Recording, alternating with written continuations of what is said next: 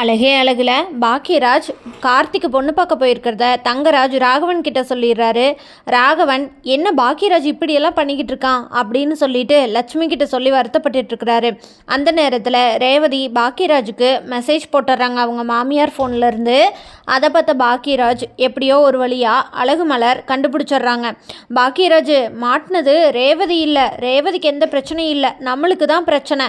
நீ பொண்ணு பார்க்க வந்தது எப்படியோ தங்கராஜ் அண்ணனுக்கு தெரிஞ்சிருச்சான், தங்கராஜ் அண்ணன் மாமா கிட்ட சொல்லிட்டாராம், இப்போ நம்ம எப்படி வீட்டுக்கு போகிறது அப்படின்னு சொல்லி பயப்படுறாங்க அழகு மலர். அதுக்கு உடனே பாக்கியராஜ், மலர் பயப்படாத, எதாக இருந்தாலும் நான் பேசிக்கிறேன் அப்படின்னு சொல்கிறாரு.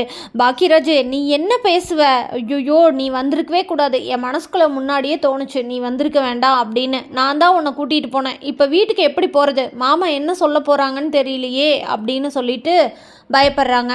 அந்த நேரத்தில் ராகவி, இப்போ நான் என்ன சொல்கிறது, அப்பா வந்தாருன்னு சொல்கிறதா வரலைன்னு சொல்கிறதா அப்படின்னு சொல்கிறாங்க. அதை கேட்ட பாக்கியராஜ், இங்கே பாரு தங்கம், நீ எதுவுமே சொல்ல வேண்டாம், நீங்கள் ரெண்டு பேருமே பதில் பேச வேண்டாம், நான் பேசிக்கிறேன் அப்பா கிட்ட அப்படின்னு சொல்லிட்டு பாக்கியராஜ் அங்கேருந்து கிளம்பி வீட்டுக்கு போகிறாரு. லட்சுமி, பாக்கியராஜ் ஏன் இப்படி பண்ணுறான்னு தெரில, எதுக்கு இந்த பாக்கியராஜுக்கு தேவையில்லாத வேலைன்னு தெரியல. இந்த மலர் குடும்பம் என்ன ஆனால் இவனுக்கு என்ன, இவன் உண்டு இவன் வேலை உண்டுன்னு இருக்க வேண்டியதானே. தங்கராஜ் மாப்பிள்ளைக்கு அந்த ஃபேமிலி கூட சேர்ந்து போகிறது பிடிக்காதுங்கிறது இவனுக்கு தெரியும். எத்தனை தடவை சொல்லி இவன் புரிஞ்சுக்கவே மாட்டேங்கிறான், இன்றைக்கி வரட்டும் அப்படின்னு சொல்கிறாங்க. அதே மாதிரி பாக்கியராஜும் வந்துடுறாங்க. வந்த உடனே சுரேஷ், ராகவி இங்கே வா தங்கம் அப்படின்னு பாப்பாவை கூப்பிட்டு உட்கார வச்சுக்கிறாரு. பாக்கியராஜோட அப்பா ராகவன், எங்கே போயிட்டு வர பாக்கியராஜ் இவ்வளோ நேரம் அப்படின்னு சொல்லி கேட்குறாரு. அதுக்கு உடனே, அப்பா நான் இன்னைக்கு கார்த்திக்கு பொண்ணு பார்க்குற ஃபங்க்ஷனுக்கு போனேன் அப்படின்னு சொல்கிறாரு. ஏன் சொல்லாமல் போனேன் அப்படின்னு கேட்குறாரு. சொல்லாமல் போகக்கூடாதுன்னு இல்லைப்பா, வந்து சொல்லிக்கலான்னு இருந்தேன் அப்படின்னு சொல்கிறாரு. லக்ஷ்மி மலரை பார்த்து, நீ வீட்டிலேருந்து தனியாக கிளம்புற மாதிரி கிளம்பி ஒத்துனாப்பில் போய் என் பையனை அங்கேருந்து கூட்டிகிட்டு போயிட்ட, நல்ல வேலைக்காரி தான் நீ அப்படின்னு சொல்கிறாங்க. அதுக்கு, அம்மா மலருக்கு எதுவும் தெரியாதுமா, நான் தான் போனேன் அப்படின்னு சொல்கிறாரு பாக்கியராஜ். ஓ, நீ இதில் இவளுக்கு எங்கள் முன்னாடியே சப்போர்ட் வேறு பண்ண போகிறியா அப்படின்னு கேட்குறாங்க லட்சுமி. இதை கேட்ட பாக்கியராஜ், அம்மா நடந்ததை சொல்கிறேன், அத்தை எனக்கு ஃபோன் பண்ணி நீங்களும் வந்தால் நல்லாயிருக்கும் மாப்பிள்ளைன்னு சொன்னாங்க, என்னால் அதனால் தவிர்க்க முடியலம்மா, அதனால தான் போனேன் அப்படின்னு சொல்கிறாங்க. சுரேஷ் உடனே, அண்ணே நீ போனது தப்பில்ல, சொல்லிட்டு போயிருக்கலாம்ல அப்படின்னு சொல்கிறாரு. அதை கேட்ட பாக்கியராஜ், நேற்றே நான் அப்பா கிட்ட சொன்னேன்டா, அதுக்கப்புறமா தான் அத்தை எனக்கு ஃபோன் பண்ணாங்க, அதனால தான் நான் சொன்னேன், சரி போயிட்டு சொல்லிக்கலாம், இதில் என்ன இருக்குன்னு நினச்சேன் அப்படின்னு சொல்கிறாங்க. உடனே ராகவன், நீயே கார்த்திக்கு பொண்ணு பார்க்க போனது எங்களுக்கு முன்னாடியே தெரியும் அப்படின்னு சொல்கிறாரு. பாக்கியராஜ் எதுவும் தெரியாத மாதிரி, ஓ அப்படியாங்கப்பா அப்படின்னு கேட்டுக்கிறாரு. தங்கராஜ் மாப்பிள்ள, நீ பொண்ணு பார்க்க போயிருக்கிறத யார் மூலியமாவோ தெரிஞ்சுக்கிட்டு எங்களுக்கு முன்னாடியே ஃபோன் பண்ணி சொல்லிட்டாரு. மாப்பிள்ளை கூப்பிட்டு சொல்லும்போது எனக்கு எவ்வளோ சங்கட்டமாக இருந்தது தெரியுமா, என்கிட்ட சொல்லாமல் போயிட்டான் அப்படின்னு சொல்லிட்டு நான் நீ பேங்க்குக்கு போயிருக்கேன்னு சொல்லியிருக்கேன், ஆனால் அவர் இல்லை உங்ககிட்ட உங்கள் பையன் பொய் சொல்லிட்டு போயிருக்காரு அப்படின்னு சொன்னால் எனக்கு எவ்வளோ கஷ்டமாக இருக்கும் அப்படின்னு கேட்குறாரு ராகவன். தப்பு தான்ப்பா, இனிமேல் எதாக இருந்தாலும் சொல்லிட்டு பண்ணு அப்படின்னு சொல்கிறாரு ராகவன். சரிங்கப்பா அப்படின்னு சொல்லிட்டு பாக்கியராஜ் ரூம்குள்ளே போயிடுறாரு. பாக்கியராஜ் ரூம்குள்ளே போனோடனே மலருக்கு பயங்கர ஷாக் ஆயிடுது. பாக்கியராஜ் இங்கே என்ன நடக்குது அப்படின்னு கேட்குறாரு.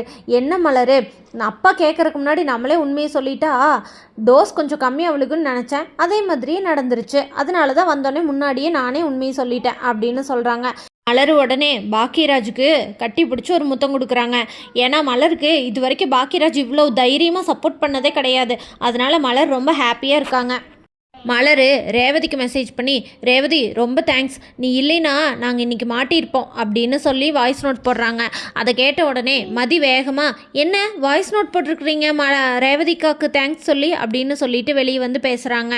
ரேவதி உடனே வாய்ஸ் நோட்டை கேட்டுட்டு, அண்ணி எனக்கு எதுக்கு தேங்க்ஸ் எல்லாம் சொல்கிறீங்க, என்கிட்ட இவர் இப்படி அண்ணன் பொண்ணு பார்க்குற போகிற ஃபங்க்ஷனுக்கு போயிருக்காங்க, அது எனக்கு தெரிஞ்சவங்களோட வீடு தான், அங்கே வந்தவங்க உங்கள் அண்ணனை வீடியோ காலில் காட்டினாங்க, நான் உங்கள் அப்பா கிட்ட சொல்லிட்டேன் அப்படின்னு அவர் சொன்னார், அதனால தான் நான் உடனே அண்ணனுக்கு மெசேஜ் பண்ணேன், என்கிட்ட வேறு என் ஃபோன் இல்லையா, அதனால தான் நான் அத்தை ஃபோன்லேருந்து நான் அவங்களுக்கு அண்ணனுக்கு நான் ஃபோன் பண்ணேன், எப்படியோ அண்ணன் தப்பிச்சிருச்சுல்ல அப்படின்னு சொல்கிறாங்க ரேவதி. சரிங்க நீ, நான் அப்புறமா பேசுகிறேன் அப்படின்னு சொல்லிட்டு ரேவதி ஃபோனை வச்சிட்றாங்க. சரியா போச்சு போ அப்போது தங்கராஜ் அண்ணனுக்கு தெரிஞ்சவங்கங்கிறாட்டி தான் வீட்டில் பேசிட்டு அப்புறமா சொல்கிறேன்னு சொல்லிட்டாங்க போல் அப்படின்னு சொல்கிறாங்க. ஆமாங்க அண்ணி, அந்த ராஜாங்கிற பையன் இவர்கிட்ட தான் வேலை செய்கிறான். அவன் இவர் என்ன சொன்னாலும் அப்படியே கேட்பான் அப்படின்னு சொல்கிறாங்க ரேவதி. அப்போனா வேறு பொண்ணு பார்க்க வேண்டியதான் கார்த்திக்கு அப்படின்னு சொல்கிறாங்க மலர். இதை கேட்ட மதி, ஆமாங்க, அவருக்கு தெரிஞ்சவங்க வீட்டில் பொண்ணு எடுத்தா அவர் அங்கேயும் வந்து ராஜாங்கம் பண்ணுவார். அதனால் நீங்கள் வேறு பொண்ணு பார்க்குறது தான் சரி அப்படின்னு சொல்கிறாங்க. அந்த இடத்துல ஸ்ருதி வந்து, அண்ணி இன்னைக்கு பொண்ணு பார்க்குற ஃபங்க்ஷன் என்னாச்சு, உங்களுக்கெல்லாம் ஓகேவா, பொண்ணு பிடிச்சிருக்கா அப்படின்னு கேட்குறாங்க. இதை கேட்ட மலர், எல்லாம் நல்லா தான் போச்சு, கார்த்திக்கும் பொண்ணு பிடிச்சிருச்சு, எங்களுக்கும் பொண்ணு பிடிச்சிருச்சு. ஆனால் எல்லாமே இந்த தங்கராஜனை நடுவில் வர வரைக்கும் தான். எப்படி தான் இவர் எல்லா பிரச்சனையிலும் மூக்கு நுழைக்கிறாருன்னு தெரிய மாட்டேங்குது அப்படின்னு சொல்கிறாங்க. இதை கேட்ட ஸ்ருதி எப்படியோ இந்த நிச்சயதார்த்தம் நடக்காதுன்னு நினச்சிட்டு ரொம்ப சந்தோஷப்படுறாங்க. எல்லாரும் மதியம் நைட்டு வெளியே உட்காந்து பேசிகிட்டு இருக்காங்க. ஏங்க, தங்கராஜண்ண மாமாவுக்கு ஃபோன் பண்ணோடனே நான் உங்களுக்கு ஃபோன் ட்ரை பண்ணுங்க, ஆனால் உங்களுக்கு ஃபோன் சுவிட்ச் ஆஃப்னு வந்தது அப்படின்னு சொல்கிறாங்க. மதி, என் ஃபோனு என்னாச்சுன்னே தெரியல, அதை போய் ரெடி பண்ணணும் அப்படின்னு சொல்கிறாங்க மலர். கரெக்டாக பாக்கியராஜ் வராரு.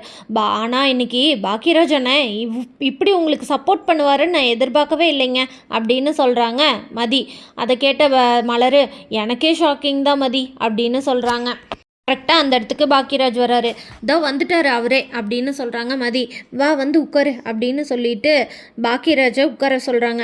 பாக்கியராஜ் அங்கே வந்து உட்காந்துட்டு, என்ன பேசிகிட்டு இருக்கீங்க அப்படின்னு சொல்கிறாரு. அது இன்னைக்கு நம்ம பொண்ணு பார்க்க போனோம்ல, அந்த பொண்ணோட அண்ணன் தங்கராஜ் அண்ணங்கிட்ட வேலை செய்கிற அப்படியா, எப்படியும் அந்த பொண்ணு நம்மளுக்கு ஒத்து வராது, வேறு பொண்ணு தான் பார்க்கணும் அப்படின்னு சொல்கிறாங்க மலர். சரி விடு மலர், பார்த்துக்கலாம் அப்படின்னு சொல்கிறாரு பாக்கியராஜ். ஆனால் பாக்கியராஜ், இன்றைக்கி நீங்கள் உங்கள் அப்பா கிட்ட பேசுனது பயங்கர சூப்பருங்க அப்படின்னு சொல்லிட்டு மலர் சொல்கிறாங்க. ஆமாங்க, இன்றைக்கி நீங்கள் பேசுனது தான் கரெக்டு அப்படின்னு சொல்கிறாங்க மதி. சுரேஷ் வெளியே வந்தோடனே இன்றைக்கி மழை வர மாதிரி இருக்கே அப்படின்னு சொல்கிறாங்க. அதை கேட்ட சுரேஷ், அண்ணி நீங்கள் வேறு ஏதோ பேசிகிட்டு இருந்தீங்க பார்த்தீங்களா, என்னை பார்த்தோன்னே மாத்துறீங்க அப்படின்னு சொல்கிறாங்க. உன்னை பார்த்து நான் ஏன்டா மாற்ற போகிறேன் அப்படின்னு சொல்கிறாங்க மலர். இல்லை, நான் போலீஸ்காரன், என்னால் இதை கூட கண்டுபிடிக்க முடியாதா, நீங்கள் வேறு ஏதோ பேசிகிட்டு இருந்தீங்க, நான் வெளியே வந்து என்னை பார்த்த உடனே அப்படியே மழை வருதுன்னு டாப்பிக்கை மாற்றுறீங்க, நான் என்னங்க நீ சொல்ல போகிறேன் அப்படின்னு சொல்கிறாங்க.